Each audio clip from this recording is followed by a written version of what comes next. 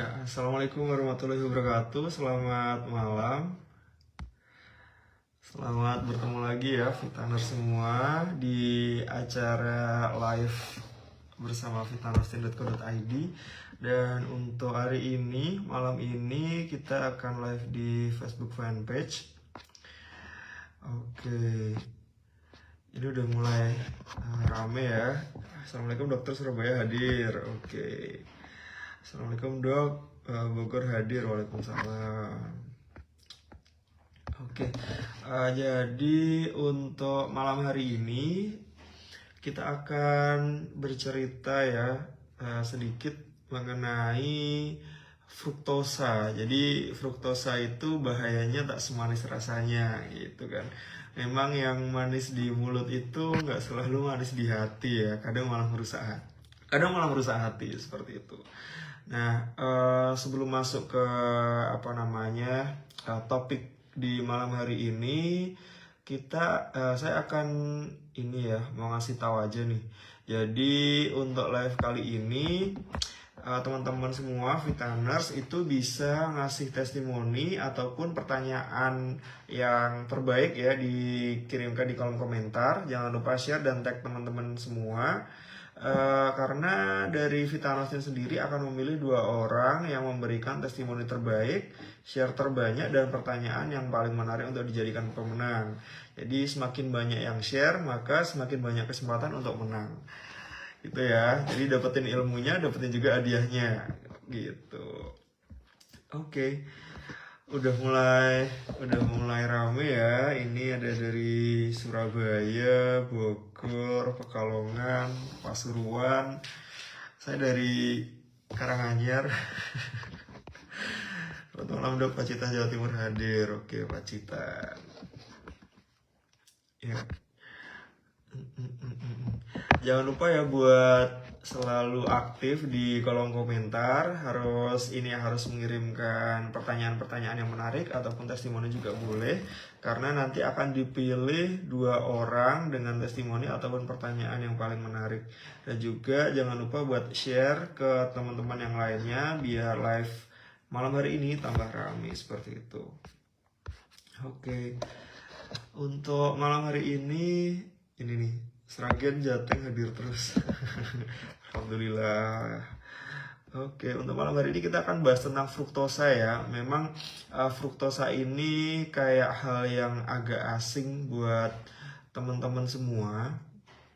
Tapi insya Allah saya akan menjelaskan ya, meskipun hanya dalam waktu kurang lebih sampai jam 8, tapi insya Allah nanti akan memberikan wawasan yang bermanfaat buat teman-teman Vitaners semua. Oke, tapi sebelum tahu nih efek dari fruktosa, kita harus tahu dulu ya jenis-jenis karbohidrat simplex, karbohidrat sederhana ya, atau gula itu tuh ada berapa. Sebenarnya itu ada banyak jenisnya. Tapi yang paling sering disebut-sebut ya di ilmu pengetahuan itu ada 2 jenisnya. Yang pertama adalah sukrosa, yang kedua glukosa, dan yang ketiga fruktosa. Nah, kita akan membahas tentang fruktosa seperti itu. Nah, kalau misalnya teman-teman ya pasti kadang kayak kepo gitu kan di komposisi ataupun kandungan gizi dari salah satu produk, itu pasti akan menemukan tulisan label kecil ya di dalam kotak. Itu ada fruktosa, ada glukosa, ada sukrosa kadang-kadang. Nah, tapi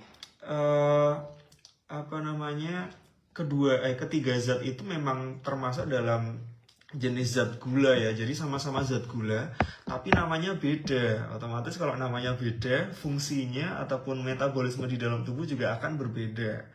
Nah, terus kalau misalnya gula itu ada banyak, apa saja gitu kan, ya itu tadi. Nah, gula itu memang sebuah komponen atau sebuah molekul yang paling sederhana dari karbohidrat, atau bisa disebut dengan karbohidrat simplex.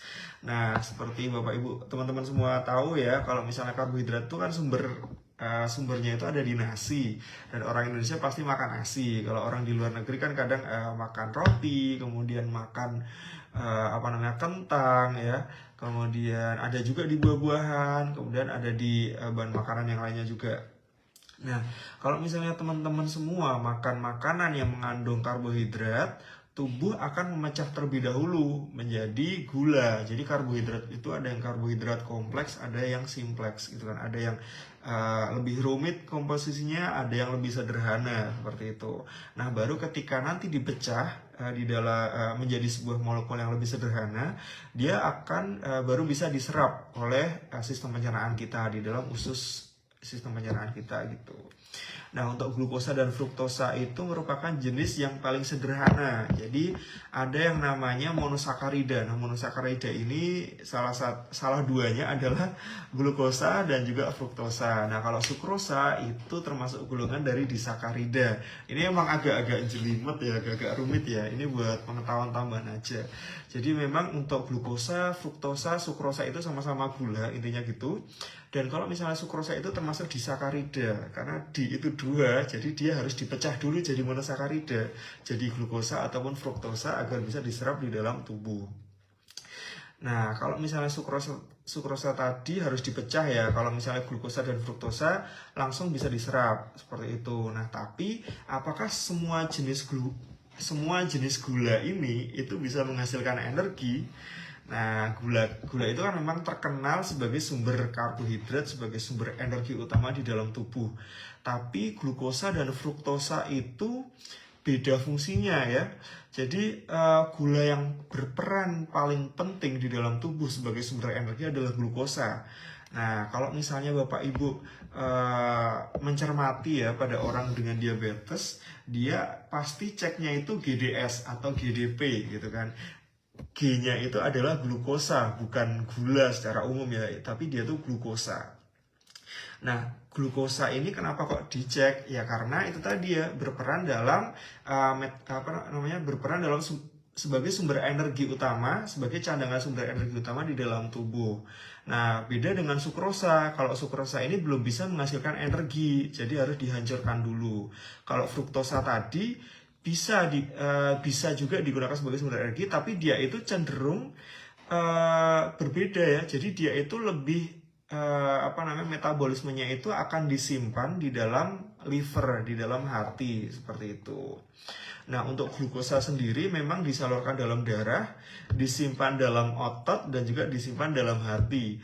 Jadi ketika teman-teman semua itu mendapatkan glukosa dari makanan, glukosa itu bisa diserap langsung oleh usus halus, ya, usus di dalam sistem pencernaan, kemudian masuk ke dalam darah. Nah, ketika glukosa itu masuk ke dalam darah, dia akan istilahnya mensensitisasi atau memicu keluarnya hormon yang namanya insulin. Nah, kalau misalnya teman-teman ingat ya, kemarin udah bahas ya beberapa tentang insulin ya. Jadi insulin itu merupakan hormon yang dihasilkan oleh pankreas yang fungsinya itu sebagai lock and key. Jadi kayak ibaratnya gula yang diserap dari saluran pencernaan tadi kan masuk ke pembuluh darah, diserap ya kan.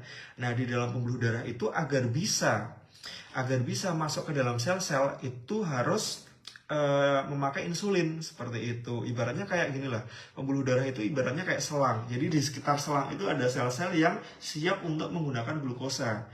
Nah, gimana caranya glukosa itu dipakai ke dalam sel-sel di sekitar selang itu tadi? Ya tentunya pakai insulin seperti itu.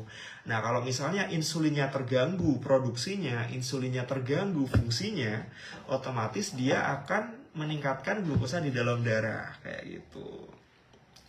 Terus kalau fruktosa gimana dok? Nah, kalau fruktosa itu tidak dialirkan di dalam darah ya, sehingga dia itu cenderung indeks glikemiknya itu rendah. Nah, kemarin kan sempat bahas ya tentang indeks glikemik ya. Jadi indeks glikemik yang tinggi itu pasti akan dengan mudah meningkatkan glukosa darah. Tapi kalau indeks glikemiknya rendah, dia tidak akan dengan mudah meningkatkan kadar glukosa dalam darah kayak gitu. Jadi keuntungan dari fruktosa itu tidak akan meningkatkan glukosa darah kayak gitu ya. Tapi pasti akan ada efek sampingnya gitu loh. Fruktosa ini memang tidak dengan mudah diserap di dalam darah, tapi dia itu sifatnya lipogenik.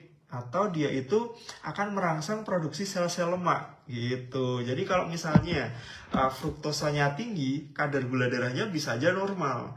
Tapi ketika fruktosa itu dikonsumsi secara berlebihan, dia akan meningkatkan pembentukan sel-sel lemak di dalam tubuh kita yang nantinya akan meningkatkan kadar trigliserid, kadar LDL, kadar kolesterol dan lain-lain. Seperti itu ya. Oke, coba sebelum lanjut ya tentang pembahasannya, saya mau lihat dulu nih. Tadi udah ada yang ngirim pertanyaan ataupun testimoni belum ya? Belum ya? Oke, karena ini tambah ramai lagi, jadi saya mau ngingetin aja. Teman-teman bisa langsung nanya ataupun ngirim testimoni ataupun cerita juga boleh, nanti akan dipilih sama adminnya buat siapa saja yang mendapatkan hadiah, karena akan dipilih 2 orang pemenang, nanti dapat hadiah yang hadiah spesial dari Vitanostin kayak gitu. Oke, ini ada pertanyaannya. Dok, konsumsi gula per hari dianjurkan 50 gram itu dari makanan saja atau sudah termasuk dari buah? Nah, memang anjurannya itu memang 50 gram dalam sehari ya. Itu bisa dari makanan, bisa dari minuman, bisa dari buah-buahan. Jadi memang itu total dalam sehari kayak gitu. Tanya dok, apakah orang yang kekurangan insulin bisa minum Vitanostin? Bisa banget, asalkan selalu menerapkan ini ya, pola makan yang bagus ya, dan juga kalau misalnya pakai obat rutin harus minum obat secara rutin seperti itu. Nggak masalah. Oke. Itu tadi tentang fruktosa. Terus kalau sukrosa tadi udah jelas ya, dia harus dipecah dulu jadi monosakarida, harus dipecah dari jadi glukosa ataupun jadi fruktosa. Terus sumbernya dari mana aja dok? Ya kalau misalnya fruktosa itu ya dari keduanya itu memang dari sumber makanan yang manis-manis ya. Kalau misalnya fruktosa itu paling banyak di dalam buah ataupun sayur-sayuran. Terus kalau misalnya glukosa itu lebih banyak di sayur, buah, terus biji-bijian, terus di nasi, di mie, kemudian di kentang, ubi-ubian, itu banyak glukosanya kayak gitu. Itu oke. Ya. Oke. Kemudian apalagi ya?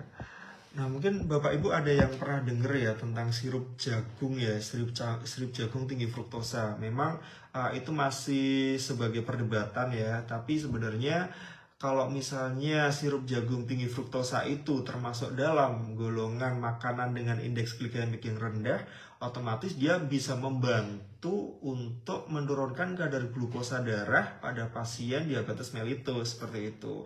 Istilahnya itu bisa dijadikan pengganti pemanis ya pada makanan dan minuman yang dipakai oleh penderita diabetes mellitus gitu.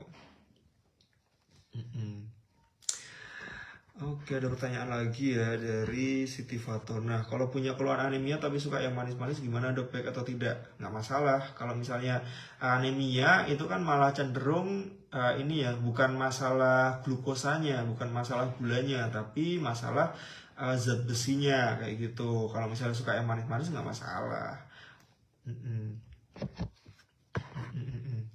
Oke, itu ya.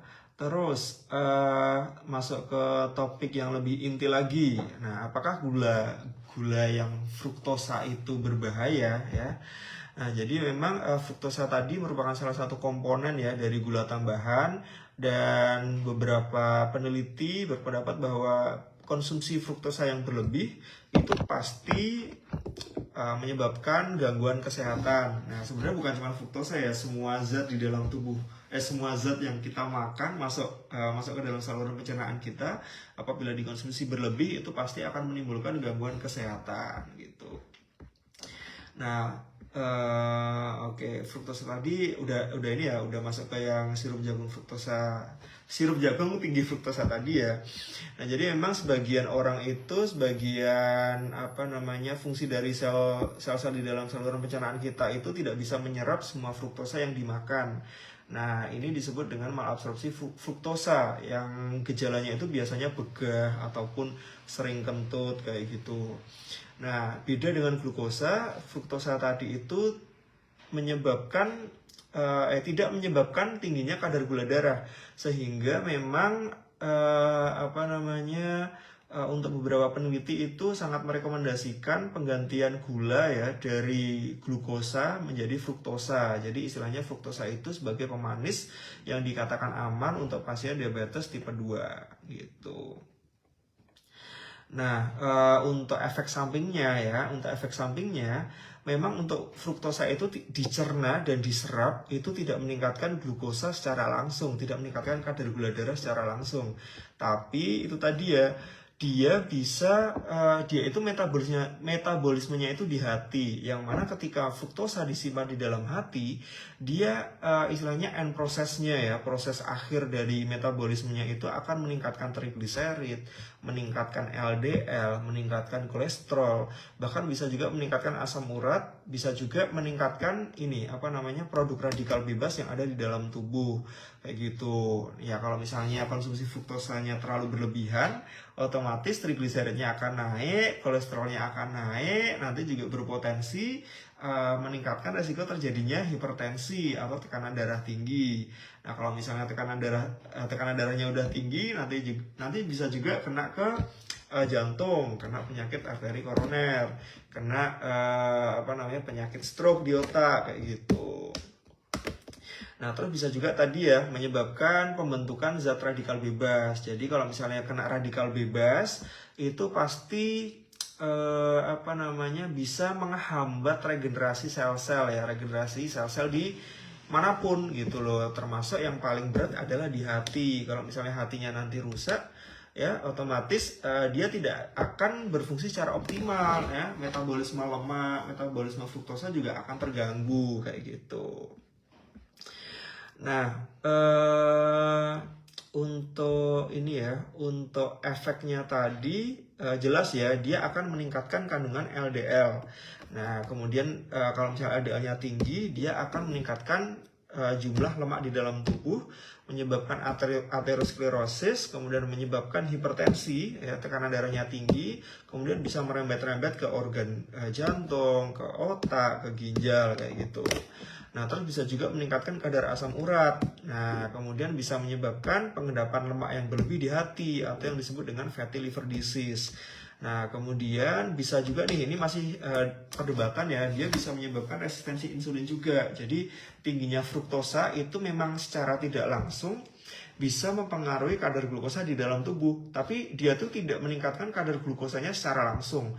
Jadi dia akan meningkatkan kadar glukosa dengan istilahnya sistemnya itu tidak secara langsung, dia akan mempengaruhi resistensi dari insulinnya. Tadi ya, ketika insulinnya tidak bisa berfungsi secara optimal ya, disebabkan oleh tingginya kadar fruktosa di dalam tubuh, dia akan meningkatkan kadar glukosa di dalam tubuh. Emang agak rumit ya, tapi nggak masalah. Oke, itu ya. Bentar, coba lihat lagi, tadi udah mulai banyak pertanyaan.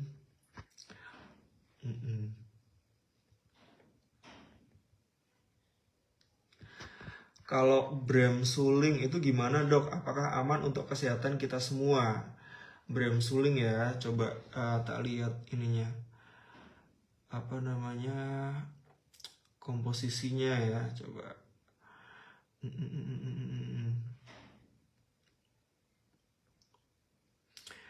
Oke, kalau misalnya Bramsuling.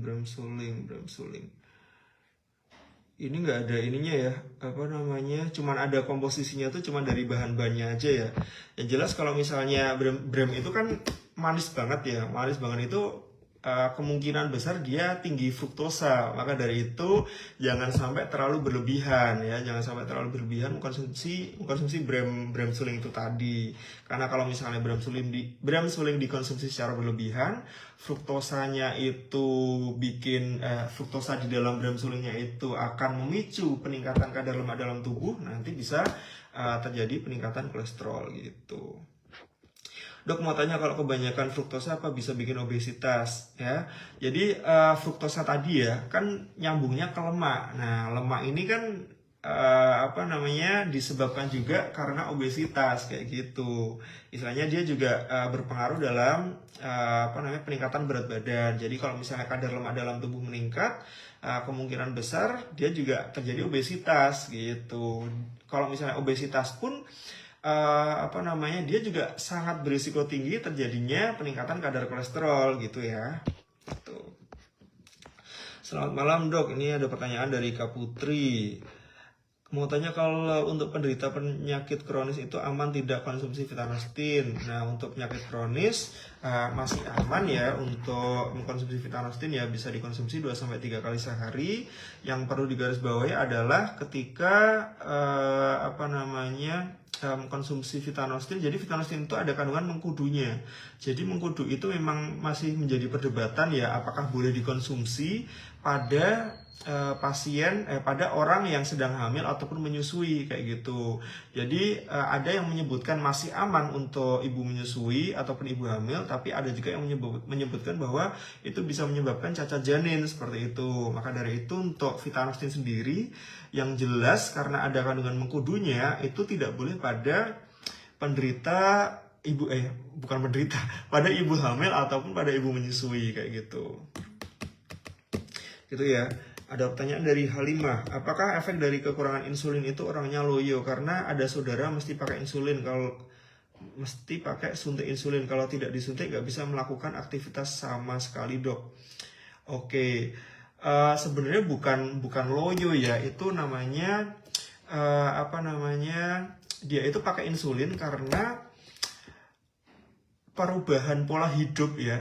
Jadi gini, kalau misalnya orang dengan keluhan banyak kencing, banyak makan, banyak minum, itu pasti arahnya ke penyakit diabetes. Ada penyakit diabetes. Penyakit diabetes itu disebabkan oleh kekurangan hormon insulin ataupun hormon insulinnya itu tidak bisa berfungsi dengan normal kayak gitu. Jadi otomatis ketika kita terdiagnosis diabetes mellitus, dokter akan menyarankan untuk merubah pola hidupnya dulu. Jadi dari konsumsi makanan yang bergizi seimbang, kemudian olahraga yang cukup, menjaga berat badan yang ideal kayak gitu. Kalau misalnya belum bisa menurunkan kadar gula darahnya, otomatis naik lagi ke step selanjutnya. Kalau perubahan istilahnya modifikasi gaya hidupnya itu belum bisa menurunkan kadar gula darahnya, dia akan masuk ke step selanjutnya yaitu menggunakan obat minum. Kalau minum satu obat minum nggak bisa minum 2 obat minum.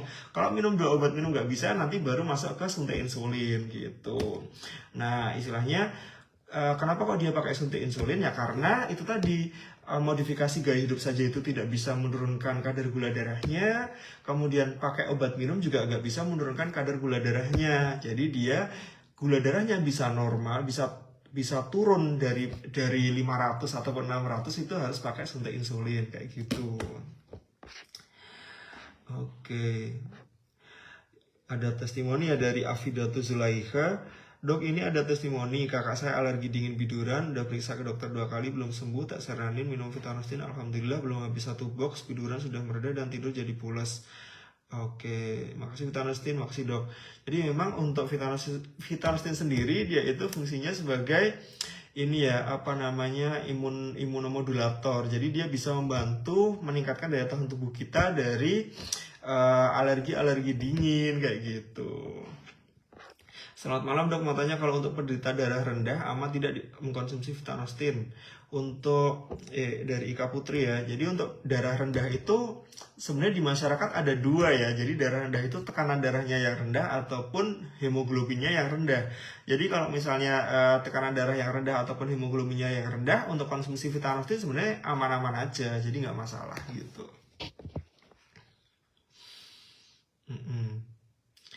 Ini ada pernyataan yang menarik ya dari Siti Stokis NASA.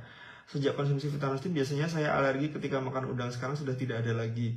Nah sebenarnya untuk makan udang itu bisa muncul ataupun bisa tidak muncul itu tergantung juga ya. Ada jenis udang-udang tertentu yang bisa menyebabkan alergi. Ketika makan jenis udang yang lain itu tidak menyebabkan alergi kayak gitu.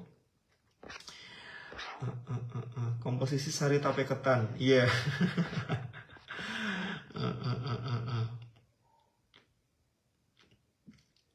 Dari Enung Nurmalasari nih, pantesan saya juga sembuh mbak bidurannya, padahal di awal konsumsi hanya pengen tahu rasanya dan bagaimana ke badan khasiatnya, tapi ternyata pilek meriang juga cepat sembuh, besoknya langsung enakan lagi. Alhamdulillah ya.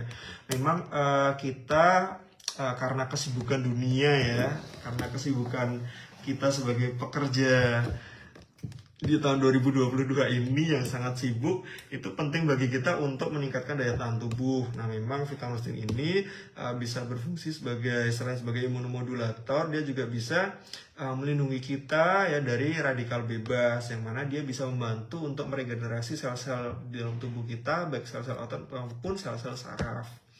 Sehingga kalau misalnya tubuh kita itu kalau habis kerja ataupun habis olahraga kok gampang banget capek, nah itu bisa istilahnya dicegah ya dengan minum Vitanostin gitu. Terima kasih atas jawabannya dok. Berarti nggak boleh terlalu banyak konsumsi Vitanostin, bener banget. Belum nggak boleh terlalu banyak konsumsi Bram ya tadi ya, bukan Bramnya ya. Oke. Adakah pertanyaan lagi?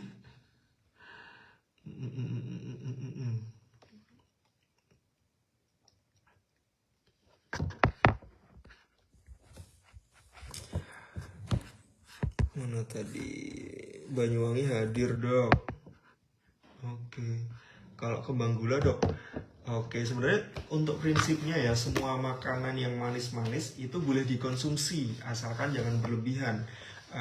Prinsipnya itu aja. Jadi apalagi kita nggak tahu ya, kalau misalnya makan makanan tradisional itu kan kita nggak tahu apakah itu tuh makanan yang tinggi fruktosa ataupun makanan yang tinggi glukosa, kita kan nggak tahu ya komposisinya ya.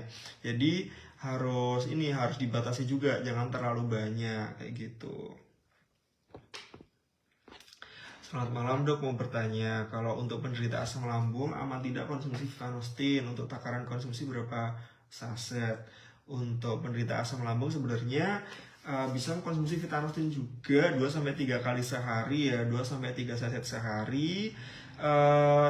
Itu aman-aman saja ya, karena memang di dalam Vitanostin itu kan ada kandungan zat ini ya, ekstrak buah manggis, ekstrak buah mengkudu, yang mana itu sifatnya itu bisa melindungi lambung dari infeksi bakteri Helicobacter pylori yang ada di dalam lambung. Jadi dia malah membantu untuk meningkatkan kesehatan lambung gitu.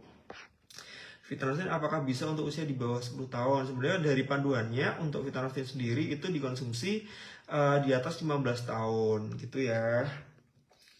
Vitanostin aman nggak untuk anak 9 tahun? Tadi udah aku jawab ya. Jadi untuk dari panduannya itu Vitanostin itu boleh dikonsumsi pada anak 15 tahun ke atas gitu.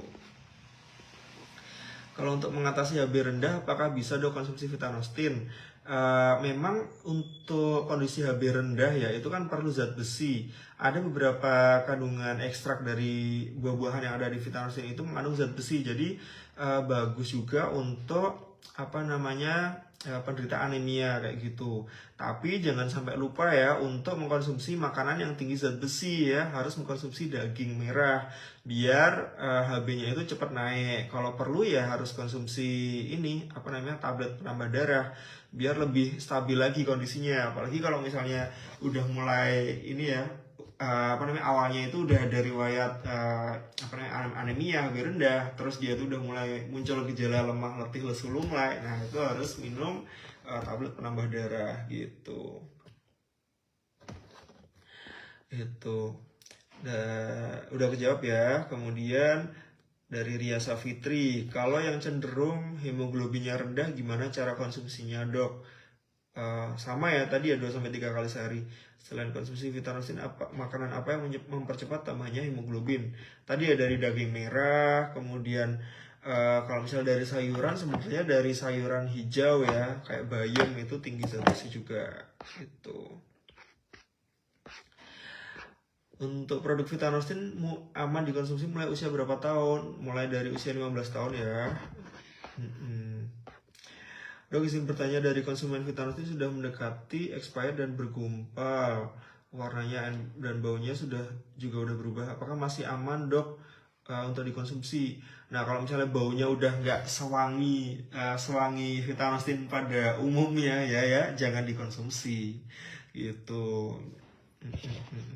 Istilahnya kalau misalnya mau konsumsi ya harus ini ya, kalau bisa malah setelah beli bisa langsung diminum gitu, jangan sampai dibiarkan terlalu lama gitu. Kalau gagal ginjal dan cuci darah 2 minggu sekali konsumsi Vitanostin apa boleh dok? Boleh saja ya. Konsumsinya juga bisa dua kali sehari juga bagus untuk kesehatan ginjal gitu. Itu ya. Adakah pertanyaan lagi? Emang untuk konsumsi gula sehari tadi sempat ada yang nanya nggak sih tadi di awal-awal ya 50 gram itu ya. Jadi memang untuk konsumsi gula dalam sehari itu 50 gram dan 50 gram itu ya setara dengan 4 sendok makan ya. Jadi konsumsi itu bukan cuman dari buah-buahan saja ataupun dari makanan saja. Jadi itu udah total semuanya, dari makanan, dari minuman, dari buah-buahan yang kita makan. Nah, itu totalnya 50 gram gitu. Nah, jadi kalau misalnya Bapak Ibu itu takut ya dengan tingginya kadar gula darah yang semakin meningkat, semakin tinggi, ya disarankan untuk mengkonsumsi ini makanan dengan indeks glikemik yang rendah ya, kayak roti gandum, kemudian berasnya itu juga pakai beras yang merah. Kemudian kalau misalnya suka mengkonsumsi buah, juga konsumsi buahnya jangan yang manis-manis terus ya, jangan yang terlalu manis juga. Kalau misalnya disuruh pilih pir, misalnya ada buah pir gitu ya, pir yang mana? Kalau pir yang manis kan biasanya pir madu ya jangan konsumsi pir madu terus-menerus karena itu kadar gulanya sangat tinggi gitu. Kalau Vitanostin sudah expired, apa bisa dikonsumsi dok? Kalau sudah expired jangan dikonsumsi ya. Kalau sudah expired mending dibuang saja. Berarti kebanyakan gula juga nggak bagus ya dok untuk badan.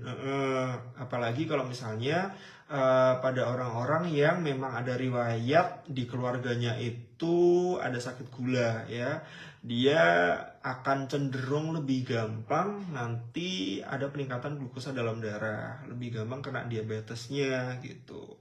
Itu aja kalau misalnya ada riwayat keluarga tidak diimbangi dengan pola makan yang sehat, tidak diimbangi dengan aktivitas fisik dan olahraga yang cukup, nah berat badannya juga obesitas, nah itu udah kemungkinan besar di usia 30 tahun itu bisa kena diabetes gitu ya.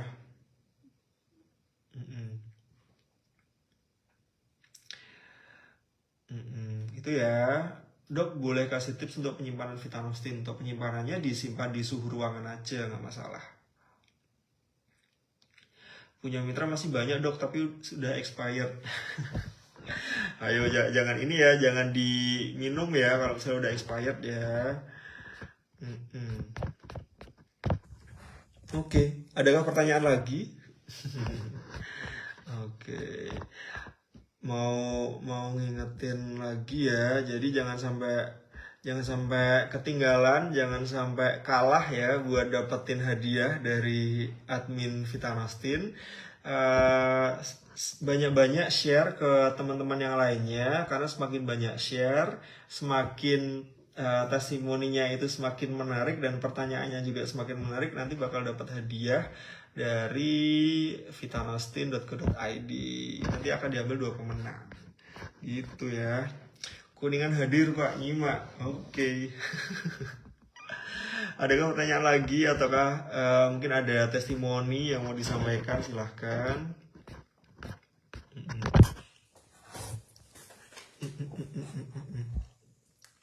Oke, pada prinsipnya itu ya udah paham ya, istilahnya kita itu nggak boleh yang namanya mengkonsumsi makanan apapun secara berlebihan. Setiap agama pun pasti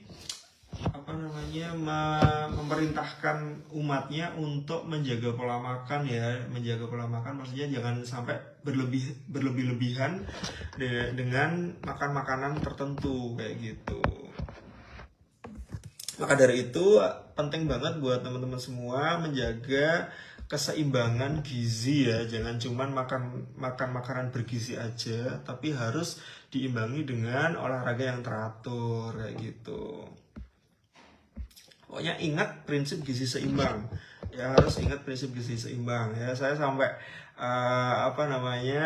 selalu mengingatkan gitu ya buat teman-teman semua harus menerapkan prinsip gizi seimbang. Yang pertama, makan makanan bergizi dan juga makan makanan yang beraneka ragam. Jangan cuma makan nasi dan lauk pauk aja, tapi harus diimbangi dengan konsumsi buah-buahan dan sayur-sayuran yang cukup. Kalau khusus untuk penderita diabetes, porsinya jangan sampai terlalu banyak ya buah-buahan yang, apalagi buah-buahan yang manis ya, harus disesuaikan. Kalau misalnya dibagi 3 porsi nih ya, sayuran ataupun buah-buahannya, ya buah-buahannya cuman sepertiganya aja, jadi 2/3-nya itu porsi sayuran kayak gitu. Nah, selain makan makanan yang bergizi dan seimbang, harus diimbangi juga ya, jangan cuma makan aja, harus diimbangi juga dengan olahraga fisik yang cukup. Olahraga yang cukup itu 150 menit dalam seminggu atau seenggaknya 30 menit dalam sehari. Kalau misalnya masih mager-mageran, masih males-malesan, itu ya bisa lah dicicil ya 15 menit sehari, itu jalan-jalan santai dulu. Nah, olahraga yang bagus ya, yang ringan-ringan dulu nggak masalah. Jangan sampai kita olahraga itu malah memberatkan kinerja kerja dari jantung kita.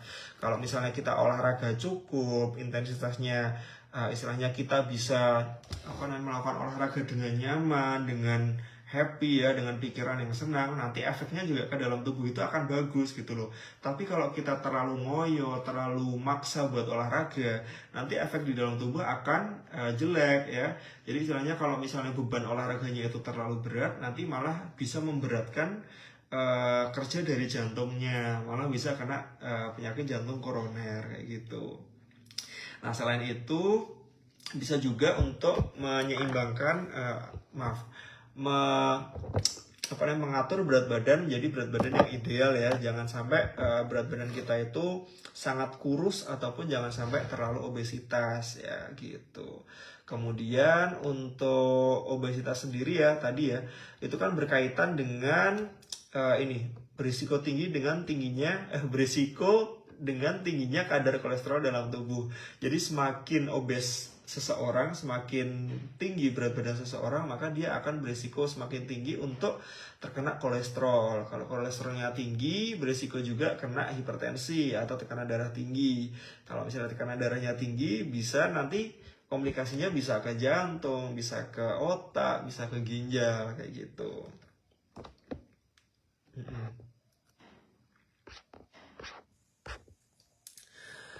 Oke, bentar.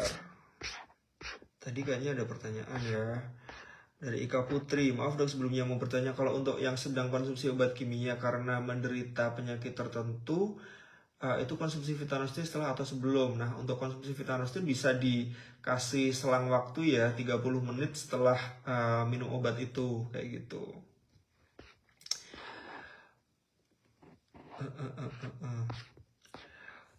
Maaf telah dok, baru nyimak, nggak apa-apa. Selalu hadir dok, alhamdulillah. Untuk mengatasi obesitas pada anak usia 6 tahun, apakah udah harus ditekankan dalam pola makan? Nah, sebenarnya untuk anak yang di bawah, untuk anak usia 6 tahun, itu sebenarnya makanan itu ini ya, bukan dibatasi ya, ya dibatasi ya, tapi bukan benar-benar ditekan. Karena kalau misalnya anak itu malah ditekan, pola makannya malah kayak bener-bener nggak boleh makan ini, nggak boleh makan ini, nggak boleh makan ini, malah untuk pertumbuhannya nanti bisa terganggu ya. Bukan cuma pertumbuhan fisik saja, tapi pertumbuhan dari kecerdasan ya di otak, kemudian bagaimana cara dia memahami memahami keadaan ya, bukan cuman gerakan tangan ataupun pertumbuhan tinggi badan berat badan aja, tapi juga pertumbuhan otaknya itu juga akan terganggu kalau misalnya dibatasi gitu. Yang penting gini, kalau misalnya kita udah tahu ya, kalau misalnya kita udah tahu anak itu benar-benar obesitas, itu ya berat badannya sangat tinggi, yaitu harus dibatasi dalam artian jangan sampai sering makan snack ya, karena kan yang bikin anak-anak gemuk itu kan cenderung ini ya ke snacknya ya. Sebenarnya makan besarnya itu pun makan beratnya itu pun 3 kali sehari, tapi ngemil snacknya itu yang sampai 5 kali sampai 10 kali sehari. Nah itu snacknya itu yang harus dibatasi kayak gitu. Apa bener dok penderita diabetes katanya nggak boleh makan pisang lebih dari 1? Oh kalau pisang boleh-boleh aja ya, boleh-boleh aja, nggak masalah. Tinggi badan 153, idealnya berat badannya berapa dok? Aduh, kalau ini harus ngitung dulu ya, harus ngitung dulu ya. Kalau kurang lebih ya, kalau 53 itu ya kurang lebih berat badan yang ideal ya mungkin sekitar 45 sampai 50 lah. Itu udah ideal. Gitu.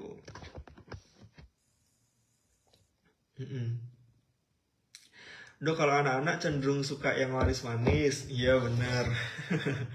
Terutama jajanan seperti snack dan makanan siap saji, kan biasanya di situ ada komposisi gula, fruktosa maksudnya ya, seperti di minuman-minuman yang suka diseduh anak-anak. Gimana caranya dok menjelaskan ke anak-anak supaya tidak sering jajan-jajan yang tidak sehat itu?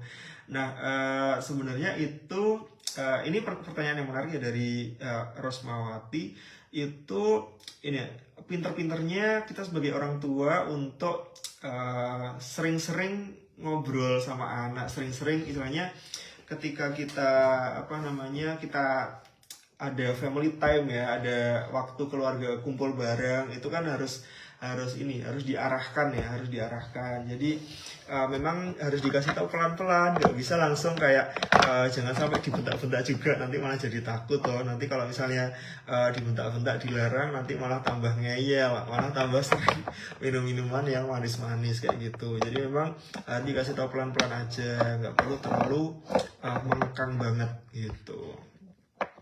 Kalau mengatasi penyakit darah tinggi itu gimana dok? Apa bisa juga konsumsi Vitanostin? Ibu saya darah tinggi. Ini dari Afidatus Zulaika.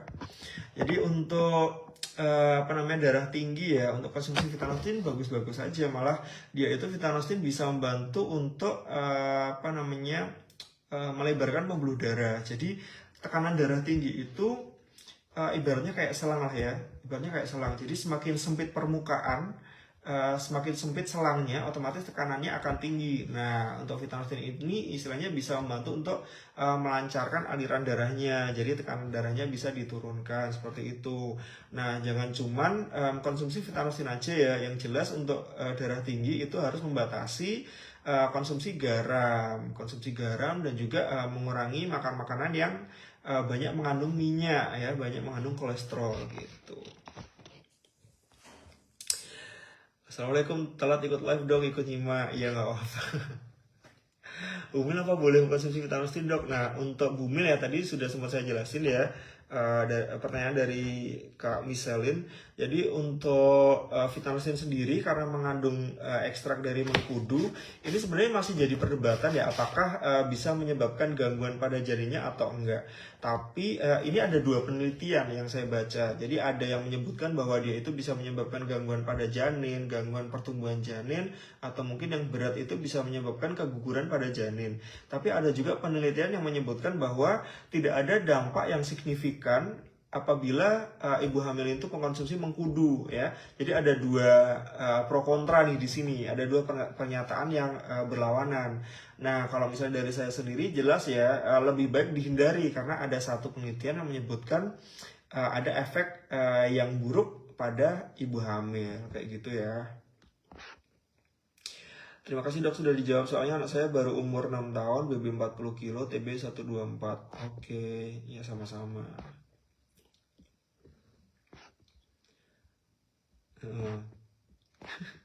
Rumus BB ideal tinggi badan minus 110. Ini sebenarnya rumus gampangnya ya. Ini sebenarnya rumus gampangnya untuk mengukur untuk mengukur berat badan yang ideal itu sebenarnya bisa diatur dari body mass index. Jadi teman-teman bisa search aja di internet. Coba ini ya, body mass index yang Asia. Ini juga udah ada kalkulatornya ya. Jadi body mass index itu kayak gini nih. Coba bisa dilihat ya. Jadi ada underweight, ada normal, ada overweight, ada obes ya, obes 1, obes 2, obes 3. Nah, itu nanti cara ngitungnya gimana, Dok? Nah, cara ngitungnya itu berat badan dibagi tinggi badan dikuadratkan gitu ya. Jadi berat badan dibagi TB kali TB kayak gitu. Itu. Oke, udah mau jam 8 ya. Terima kasih sudah menemani saya dalam live di malam hari ini. Semoga